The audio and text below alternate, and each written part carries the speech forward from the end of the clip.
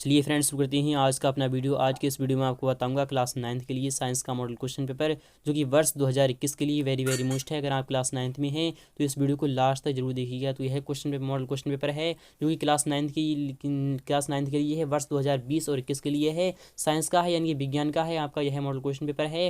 Hindi and English versions में है, यानी कि इस क्वेश्चन पेपर को हिंदी मीडियम वाले भी देख सकते हैं और इंग्लिश मीडियम वाले भी इसे समझ सकते हैं। यानी कि टोटल नंबर ऑफ क्वेश्चन, यानी कि इस क्वेश्चन पेपर में आपके 22 क्वेश्चन होंगे, जिसमें कि टाइम 3 घंटे का है। यानी कि 3 घंटे के अंदर अंदर आपको क्वेश्चन पेपर को सॉल्यूशन करना है। Total number of printed page, यानी कि यह क्वेश्चन पेपर 8 पेज में आपका होगा। मैक्सिमम मार्क्स यानी कि 80 मार्क्स का आपका यह क्वेश्चन पेपर।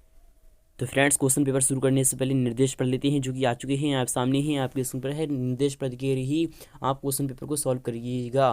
पहला निर्देश है कि सभी प्रश्न अनिवार्य हैं, यानी कि ऑल क्वेश्चंस आर कंपलसरी। सभी क्वेश्चंस के जवाब देना लाजमी है, यानी कि आपको जवाब देना ही देना पड़ेंगे। और प्रश्न क्रमांक 1 से 4 तक वस्तुनिष्ठ प्रश्न हैं। प्रत्येक प्रश्न के लिए 1 × 5 = 5 अंक निर्धारित हैं। कुल अंक, यानी कि कुल अंक कितने हैं, तो वह हैं 20। नेक्स्ट देते हैं कि प्रश्न क्रमांक 5 से 22 तक आंतरिक विकल्प दिए गए हैं। नेक्स्ट देते हैं कि प्रत्येक, यानी कि प्रत्येक प्रश्न के लिए आवंटित अंक उनके सम्मुख अंकित हैं, यानी कि वह क्वेश्चन कितने अंक का है आपके सामने दिया जाएगा। चलते हैं नेक्स्ट पर कि प्रश्न क्रमांक 5 से 9 तक प्रत्येक प्रश्न का उत्तर लगभग 30 शब्दों में देना है आपको। नेक्स्ट देते हैं कि प्रश्न क्रमांक 10 से 14 तक प्रत्येक प्रश्न का उत्तर लगभग 75 शब्दों में देना है। और प्रश्न क्रमांक 15 से 19 तक प्रत्येक प्रश्न का उत्तर लगभग 120 शब्दों में देना है। और प्रश्न क्रमांक 20 से 22 तक प्रत्येक प्रश्न का उत्तर लगभग 150 शब्दों में आपको देना है। जहां आवश्यक हो स्वच्छ नामांकित चित्र बनाना है आपको। तो फ्रेंड्स, इसको इंग्लिश मीडियम वाले भी समझ सकते हैं। तो पहला क्वेश्चन आ चुका है आप सामने ही, आपके स्क्रीन पर है, जो कि वेरी वेरी मोस्ट है। पहला क्वेश्चन है कि सही विकल्प, यानी कि सही विकल्प चुनकर लिखिए। आपको सही विकल्प चुनकर लिखना है, जो कि मल्टीपल चॉइस क्वेश्चन है। यानी कि इस क्वेश्चन में आपके 5 क्वेश्चन होंगे। तो पहला क्वेश्चन है, पहले क्वेश्चन का पहला वाला है क्वेश्चन कि पदार्थ की कितनी अवस्थाएं होती हैं। फ्रेंड्स, जो पदार्थ की अवस्थाएं होती हैं वह कितनी होती हैं? क्या पदार्थ की एक अवस्था होती है, या फिर 2 होती हैं, या फिर 3 होती हैं, या फिर 4 होती हैं? तो आपको पता होगा कि पदार्थ की 3 अवस्थाएं होती हैं। यानी कि जो 3 अवस्थाएं होती हैं, यानी कि आपका विकल्प सी वाला आपका बिल्कुल ही करेक्ट है, यानी कि सा वाला ऑप्शन आपका बिल्कुल ही करेक्ट है कि पदार्थ की 3 अवस्थाएं होती हैं, जो कि कौन कौन सी होती हैं? सॉलिड, लिक्विड एंड गैसेस, यानी कि आपकी ठोस, द्रव, गैस, ये यानी कि तीनों अवस्थाएं होती हैं पदार्थ की। चलते हैं नेक्स्ट पर कि ध्वनि की तीव्रता का मात्रक है। फ्रेंड्स, जो ध्वनि की तीव्रता होती है उसको किस में नापते हैं, यानी कि किस में मापते हैं? क्या डायोमीटर में नापते हैं, या फिर डेसिबल में मापते हैं, या फिर केल्विन में, या फिर पास्कल में? फ्रेंड्स, जो ध्वनि होती है उसको हम हमेशा डेसिबल में मापते हैं। जी हाँ फ्रेंड्स, डेसिबल में मापते हैं, इसलिए आपका जवाब होगा आपका ऑप्शन नंबर बी यहाँ पर बिल्कुल ही करेक्ट हो जाएगा। चलते हैं नेक्स्ट पर, इनके सोडियम का रासायनिक प्रतीक है। फ्रेंड्स, वेरी वेरी मोस्ट है, यह बार बार आता है, इस बार भी आ सकता है कि सोडियम का रासायनिक प्रतीक क्या है? क्या सो, यानी कि एसओ है, या फिर एसआई है, या फिर एनए है, या फिर एनए है, यानी कि एन यानी कि ए बड़ा ए है। तो यहाँ पर आप विस्तार के साथ समझ सकते हैं। तो यहाँ पर सोडियम की बात हो रही है, तो सोडियम का हमेशा होता है एन ए, यानी कि एन कैपिटल है और ए स्मॉल है, इसलिए आपका जवाब होगा ये वाला, यानी कि सा वाला ऑप्शन आपका बिल्कुल ही करेक्ट होगा। तो एसओ किसका होता है? तो एसओ आपको पता होगा कि सल्फर डाई, यानी कि किसका होता है? यह सल्फर मोनोऑक्साइड का होता है। और एसआई किसका होता है? यानी सिलिकॉन का होता है। एन ए सोडियम का होता है, और एन ए ये तो किसी का सूत्र ही नहीं होता है। आप इसे विस्तार के साथ समझ सकते हैं। आप चलते हैं नेक्स्ट पर, यानी क्वेश्चन नंबर 4 देख लेते हैं, जो कि आ चुका है आप सामने है कि ऊर्जा का ऐसा ही मात्रक है। फ्रेंड्स, जो ऊर्जा का ऐसा ही मात्रक होता है, क्या ऊर्जा का ऐसा ही मात्रक वाट है, या फिर अश्व शक्ति है, या फिर अर्घ है, या फिर जूल है? फ्रेंड्स, जो ऊर्जा होती है यानी कि कार्य का मात्रक जूल होता है, और वाट किसका, यानी कि ऊर्जा का मात्रक भी वाट होता है, और अश्व शक्ति भी इसका ही मात्रक होता है, और अर्घ किसका होता है आप जानते होंगे। इस क्वेश्चन का सही जवाब आपको अगर पता है तो हमें कमेंट बॉक्स में जरूर बताइएगा। चलते हैं नेक्स्ट पर, यानी कि निम्नलिखित में से कौन सा रोग विषाणु जनित नहीं है? फ्रेंड्स, यानी कि वह रोग बताइए आप कि जिसमें, यानी कि जिसमें जो विषाणु से नहीं फैलता हो। क्या डेंगू विषाणु से फैलता है, या फिर एड्स विषाणु से फैलता है, या फिर टाइफाइड नहीं फैलता है, या फिर इन्फ्लुएंजा? तो मैं आपको बता रहा हूँ, जो डेंगू रोग है वह भी विषाणु से फैलता है, और एड्स भी आपका विषाणु से ही फैलता है, तभी तो इसे कहते हैं एड्स, यानी कि ह्यूमन इम्यूनोडेफिशिएंसी सिंड्रोम, यानी कि इससे आप इसे कर सकते हैं। चलते हैं नेक्स्ट पे, यानी कि टाइफाइड देख लेते हैं। तो टाइफाइड क्या है? यानी कि टाइफाइड है भाई आपका किससे फैलता है? तो टाइफाइड आपका फैलता है जीवाणु से। जी हाँ फ्रेंड्स, जीवाणु से फैलता है, इसलिए आपका विकल्प सी वाला बिल्कुल ही करेक्ट होगा, यानी कि विषाणु जनित रोग टाइफाइड नहीं है। इन्फ्लुएंजा है, वह भी आपका यानी कि विषाणु से फैलता है। इसलिए आपका जवाब क्या होगा, वह होगा आपका ऑप्शन नंबर सी यहाँ पर बिल्कुल ही करेक्ट है। चलते हैं नेक्स्ट पे, यानी कि इंग्लिश मीडियम वाले भी इसे समझ सकते हैं। नेक्स्ट चलते हैं, नेक्स्ट क्वेश्चन देखते हैं। क्वेश्चन नंबर सेकंड आ चुका है आपके सामने है, आपके स्क्रीन पर है। वेरी वेरी मोस्ट है कि दिए गए विकल्पों में से सही विकल्प चुनकर रिक्त स्थानों की पूर्ति करना है आपको फ्रेंड्स। यह क्वेश्चन वेरी वेरी मोस्ट है। क्वेश्चन नंबर सेकंड का पहला वाला क्वेश्चन है कि ठोस एवं द्रव की तुलना में गैसों में संपीड़ितता होती है, कम होती है या फिर अधिक होती है। यहाँ पर कह रहा है ठोसों एवं द्रव्य की तुलना में गैसों की संपीड़ितता होती है, कम होती है या फिर अधिक होती है। आप हमें कमेंट बॉक्स में जरूर बताइएगा। चलते हैं नेक्स्ट पर, यानी कि वेग में परिवर्तन की दर को कहते हैं फ्रेंड्स। जो वेग होता है उसमें यानी कि परिवर्तन की दर को कहते हैं, क्या औसत वेग कहते हैं या फिर त्वरण कहते हैं फ्रेंड्स। वेग में परिवर्तन की दर को त्वरण कहते हैं और चाल में परिवर्तन की दर को वेग कहते हैं। वेग में परिवर्तन की दर को त्वरण कहते हैं, आप इसे भी ध्यान में रखिएगा। चलते हैं नेक्स्ट पर कि आवेशित कण फ्रेंड्स, जो आवेशित कण होते हैं कहलाते हैं, क्या आयन कहलाते हैं या फिर अणु कहलाते हैं फ्रेंड्स। जो आवेशित कण होते हैं वह आयन कहलाते हैं। जी हाँ फ्रेंड्स, आयन कहलाते हैं। चलते हैं नेक्स्ट पर कि हमारे वायुमंडल में CO2 की मात्रा प्रतिशत है फ्रेंड्स। जो CO2 है यानी कि कार्बन डाइऑक्साइड है, हमारा जो वायुमंडल है हवा का यानी कि चारों तरफ है उसका, यानी कि CO2 की मात्रा उसमें कितनी है, क्या 0.02 यानी कि 0.2% है या फिर 0.3% है। तो आपका क्या जवाब होगा, तो वह होगा आपका 0.03। जी हाँ फ्रेंड्स, आपका यह है आपका विकल्प यानी कि सेकंड वाला बिल्कुल ही करेक्ट हो जाएगा। चलते हैं नेक्स्ट पर, यानी टाइफाइड बुखार फ्रेंड्स। जो टाइफाइड बुखार होता है वह किससे फैलता है, क्या जीवाणु से फैलता है या फिर विषाणु से फैलता है। तो आपको पता होगा कि टाइफाइड बुखार मैंने अभी भी आपको बताया है वह जीवाणु से फैलता है। जी हाँ फ्रेंड्स, जीवाणु से फैलता है, इसलिए आपका जवाब आएगा जीवाणु। चलते हैं नेक्स्ट पर, यानी कि नेक्स्ट क्वेश्चन देखते हैं, इसे इंग्लिश मीडियम वाले ही समझ सकते हैं। चलते हैं नेक्स्ट पर, सही जोड़े बनाना है आपको। क्वेश्चन नंबर थर्ड है, वेरी वेरी मोस्ट है। मैच द वर्ड्स, कॉलम आ है और कॉलम बा है, आपको इसके विस्तार के साथ समझ सकते हैं। क्वेश्चन नंबर 1 है, यानी कि कॉलम आ में यानी कि नीली क्रांति फ्रेंड्स। जो नीली क्रांति होती है उसे यानी कि वह किसे कहते हैं, तो नीली क्रांति किसे कहते हैं, तो मैं आपको बता रहा हूँ। नीली क्रांति कहते हैं मत्स्य पालन को। जी हाँ फ्रेंड्स, मत्स्य पालन को कहते हैं। और नाइट्रोजन स्थिरीकरण कौन करता है, वह करता है आपका राइजोबियम। जी हाँ फ्रेंड्स, राइजोबियम होता है जो कि मटर जैसे पौधों में पाया जाता है। एक अश्व शक्ति कितनी होती है, तो एक अश्व शक्ति होती है वह होती है 746 वाट के। और कार्य क्या होता है, यानी कि जो कार्य होता है उसका मात्रक क्या होता है, मैं आपको बता रहा हूँ। अणुओं का एक मोल कितना होता है, तो फ्रेंड्स जो अणुओं का एक मोल होता है वह होता है आपका आणविक द्रव्यमान। और कार्य क्या होता है, बल इंटू विस्थापन। जी हाँ फ्रेंड्स, आपका यह बिल्कुल ही करेक्ट मिलान हो जाएगा, यानी कि मैच द वर्ड्स आपके कंप्लीट हो चुके हैं। चलते हैं नेक्स्ट पे, यानी क्वेश्चन नंबर 4 देख लेते हैं, जो कि आ चुका है आप सामने है। क्वेश्चन नंबर 4 है, वेरी वेरी मोस्ट है। यह क्वेश्चन बार बार आता है, एक शब्द या फिर एक वाक्य में आपको उत्तर देना है। तो पहला क्वेश्चन है, नमक एवं आयोडीन के मिश्रण को किस विधि से पृथक किया जाता है फ्रेंड्स। नमक है एवं आयोडीन है, यानी कि नमक एवं आयोडीन के मिश्रण को किस विधि से पृथक किया जाता है, वह किया जाता है बाष्पन विधि से। जी हाँ फ्रेंड्स, बाष्पीकृत विधि से इसे पृथक किया जा सकता है, यानी कि अलग किया जा सकता है, इसलिए आपका जवाब आएगा बाष्पन। चलते हैं नेक्स्ट पर, कि समुद्र में डूबे जहाजों एवं गहराई का पता लगाने के लिए किस तकनीक का उपयोग किया जाता है, यानी कि किस यंत्र का उपयोग किया जाता है, यानी कि किसका उपयोग करना चाहिए और किसका उपयोग करते हैं। तो समुद्र में डूबे जहाजों एवं गहराई का पता लगाने के लिए किस तकनीक का प्रयोग किया जाता है, वही किया जाता है सोनार का। जी हाँ फ्रेंड्स, सोनार का किया जाता है, इसलिए आपका जवाब क्या आएगा, वही आएगा सोनार। चलते हैं नेक्स्ट पर, इनके अवोगाद्रो संख्या का मान क्या होता है फ्रेंड्स। जो अवोगाद्रो संख्या होती है उसका मान क्या होता है, आप अगर जानते हैं तो हमें कमेंट बॉक्स में जरूर बताइएगा। चलते हैं नेक्स्ट पर, कि जीवन की संरचनात्मक एवं कार्यात्मक इकाई क्या है फ्रेंड्स। जो जीवन की संरचनात्मक एवं कार्यात्मक इकाई है उसे क्या कहते हैं। आपको पता होगा कि कोशिका के बिना जीवन ही नहीं है, बल्कि मनुष्य ही नहीं है, यानी कोशिका से मिलकर ऊतक बनती है, इसलिए कोशिका यानी कि जीवन की संरचनात्मक एवं कार्यात्मक इकाई कोशिका को कहा जाता है, इसलिए आपका जवाब आएगा कोशिका यानी कि सेल। चलते हैं नेक्स्ट पर, गुरुत्वाकर्षण का सार्वत्रिक नियम लिखना है आपको फ्रेंड्स। जो गुरुत्वाकर्षण ने सार्वत्रिक नियम दिया था उसका यानी कि उसको आपको विस्तार के साथ बताना है, यह क्वेश्चन का आपको जवाब देना है, विस्तार के साथ बताना है। चलते हैं नेक्स्ट पर, यानी कि क्वेश्चन नंबर 5 देख लेते हैं, जो कि आ चुका है आप सामने है। क्वेश्चन नंबर 5 है कि त्वरण को परिभाषित कर इसका मात्रक भी लिखिए, यानी कि आपको त्वरण को परिभाषित करना है, फिर इसका मात्रक भी आपको बताना है।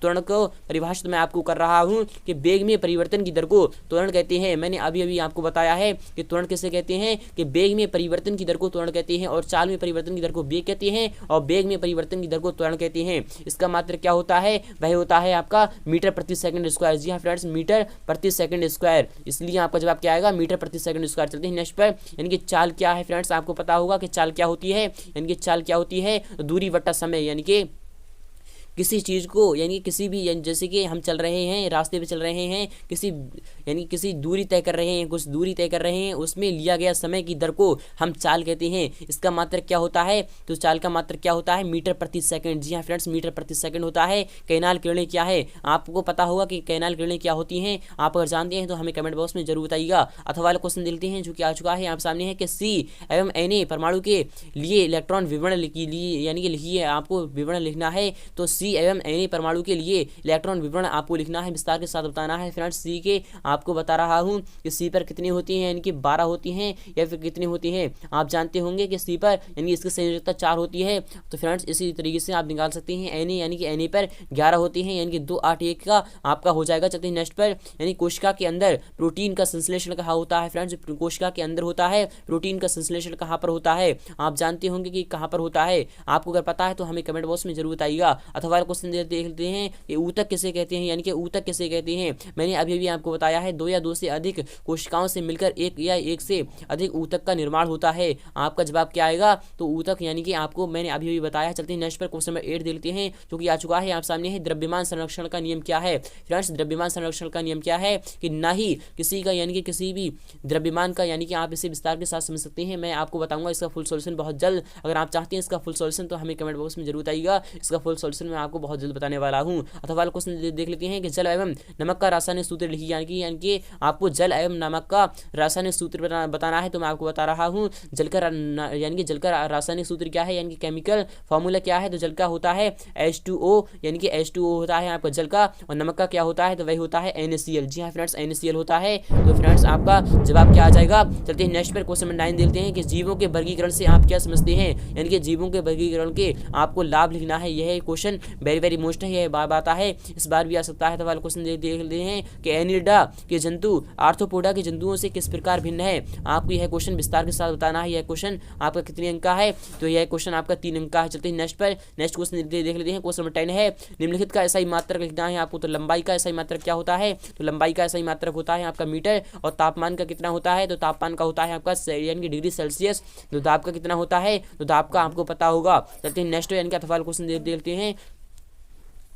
तो फ्रेंड्स अथवा वाला क्वेश्चन देख लेते हैं जो कि आ चुका है आप सामने ही। अथवा वाला क्वेश्चन है, ये रहा आपके सामने। निम्नलिखित तापमानों को केल्विन इकाई में आपको यानी कि परिवर्तित करना है, यानी कि चेंज करना है आपको। तो मैं आपको बता रहा हूँ कि 25 डिग्री सेल्सियस है। इसको आप जब केल्विन इकाई में परिवर्तित करते हैं तो इसमें आप 273 जोड़ दीजिए, यानी कि ऐड कर दीजिए 273 इसमें आपको, तभी आपका केल्विन इकाई में हो जाएगा। तो यानी कि 5 में, यानी कि 5 3 8 हो गए और 7 2 9 हो गए, यानी कि 298 आपका इकाई आएगा, यानी कि केल्विन इकाई में आपका यह परिवर्तित हो चुका है। और ये हो गया, यानी कि यह 373 हो जाएगा।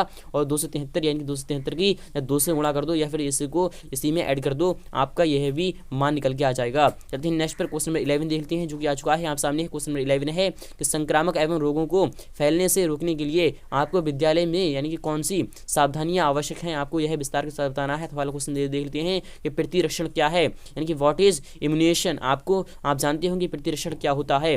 नेक्स्ट देखते हैं कि सोनार के अनुप्रयोगों को लिखना है आपको। फ्रेंड्स मैंने अभी आपको बताया है कि सोनार का उपयोग करते हैं हम समुद्र में किसी भी चीज़ को, डूबी हुई चीज़ को ढूंढने के लिए या फिर जहाज वगैरह को ढूंढने के लिए हम करते हैं। क्वेश्चन नंबर 12 आपका कंप्लीट हो चुका है। चलते हैं नेक्स्ट पर। अथवा वाला क्वेश्चन देखते हैं कि अनुप्रस्थ एवं अनुदैर्घ्य तरंगों में अंतर स्पष्ट कीजिए। फ्रेंड्स जो अनुप्रस्थ तरंगे होती हैं और अनुदैर्घ्य तरंगे होती हैं आपको यह विस्तार के साथ बताना है। यह क्वेश्चन भी आपका 3 अंक का है। चलते हैं नेक्स्ट पर, क्वेश्चन नंबर 13 देखते हैं जो कि आ चुका है आप सामने ही। आपके स्क्रीन पर है कि डाल्टन के परमाणु सिद्धांत को, यानी कि सिद्धांत की आपको विवेचना करना है, यानी कि विस्तार के साथ बताना है। अथवा क्वेश्चन देख लेते हैं कि निम्नलिखित यौगिकों के सूत्र लिखिए, यानी कि आपको सूत्र लिखना है। तो मैग्नीशियम क्लोराइड का सूत्र क्या होता है? तो मैग्नीशियम क्लोराइड का होता है आपका MgCl2। जी हाँ फ्रेंड्स MgCl2 होता है। कैल्शियम कार्बोनेट का क्या होता है? तो वह होता है CaCO3। जी हाँ फ्रेंड्स CaCO3 होता है। कैल्शियम क्लोराइड का क्या होता है? वह होता है CaCl2। जी हाँ फ्रेंड्स आपके यह chemical reaction and chemical formula हो चुके हैं। चलते हैं नेक्स्ट पर। नेक्स्ट क्वेश्चन देख लेते हैं कि मृदा अपर्दन क्या है। फ्रेंड्स जो मृदा अपर्दन होता है वह क्या होता है, इसे रोकने के क्या उपाय हैं, आप इसे विस्तार के साथ समझ सकते हैं। सवाल क्वेश्चन देखते हैं कि मनुष्य के कोई 3 क्रियाकलाप लिखिए जो जल स्तरों को, यानी कि जल स्रोतों को प्रदूषित करती हैं। आपको यह विस्तार के साथ बताना है। चलते हैं नेक्स्ट पर। क्वेश्चन नंबर 15 देख लेते हैं कि निम्नलिखित को भौतिक एवं रासायनिक परिवर्तन में वर्गीकृत करना है, यानी कि आपको छांटना है। तो पेड़ों का कटना, फ्रेंड्स जो पेड़ों का कटना होता है क्या वह रासायनिक है या फिर भौतिक परिवर्तन है? तो जो पेड़ काटते हैं हम, उस वह होता है भौतिक परिवर्तन। जी हाँ फ्रेंड्स भौतिक परिवर्तन परिवर्तन होता है। और मक्खन का पिघलना, फ्रेंड्स जो मक्खन होता है उसका पिघलना कैसा होता है, क्या भौतिक होता है या फिर रासायनिक होता है, आप हमें कमेंट बॉक्स में जरूर बताइएगा। चलते हैं नेक्स्ट पर, यानी कि जंग लगना। फ्रेंड्स जो जंग लग जाती है लोहे पर या फिर किसी भी वस्तु पर तो वह होती है, यानी कि जंग लग जाती है तो उसे हम रासायनिक परिवर्तन कहते हैं। लकड़ी या फिर कागज का जलना, फ्रेंड्स जो लकड़ी या फिर कागज होती है उसका जलना कैसा होता है, क्या भौतिक होता है या फिर रासायनिक, आप हमें कमेंट बॉक्स में जरूर बताइएगा। चलते हैं नेक्स्ट पर क्वेश्चन नंबर, यानी कि अथवा वाला क्वेश्चन देख लेते हैं कि मिश्रण एवं यौगिकों में आपको अंतर लिखना है, यह विस्तार के साथ बताना है आपको। चलते हैं नेक्स्ट पर, कि अनावृत बीजी एवं आवृत बीजी में अंतर लिखिए, आपको यह विस्तार के साथ बताना है। चलते हैं नेक्स्ट पर अथवा वाला क्वेश्चन देखते हैं कि स्तनी वर्ग के 4 लक्षण लिखिए, आपको स्तनी वर्ग के 4 लक्षण लिखना है। अथवा वाला क्वेश्चन देखते हैं, क्वेश्चन नंबर 17 आ चुका है आपके सामने है कि गतिज ऊर्जा तथा स्थितिज ऊर्जा किसे कहते हैं। फ्रेंड्स मैं आपको बता रहा हूँ कि गतिज ऊर्जा यानी कि जब कोई भी वस्तु चल रही है जैसे कि गतिमान है तो उसे गतिज ऊर्जा कहते हैं, यानी कि उसमें गतिज ऊर्जा संचित रहती है। और स्थितिज ऊर्जा किसे कहते हैं कि वह, यानी कि जैसे कि किसी भी चीज़ में मान लो कि जैसे किसी भी एक खिलौना है उसमें हमने चाबी भरी तो वह स्थितिज ऊर्जा है, जब हमने उसे छोड़ा तो उसे गतिज ऊर्जा में आ जाती है। तो स्थितिज ऊर्जा कैसे कहते हैं आप समझ चुके होंगे। अथवा वाला क्वेश्चन देखते हैं कि ऊर्जा संरक्षण का नियम क्या है, यानी कि ऊर्जा को ना ही नष्ट किया जा सकता है ना ही उत्पन्न किया जा सकता है।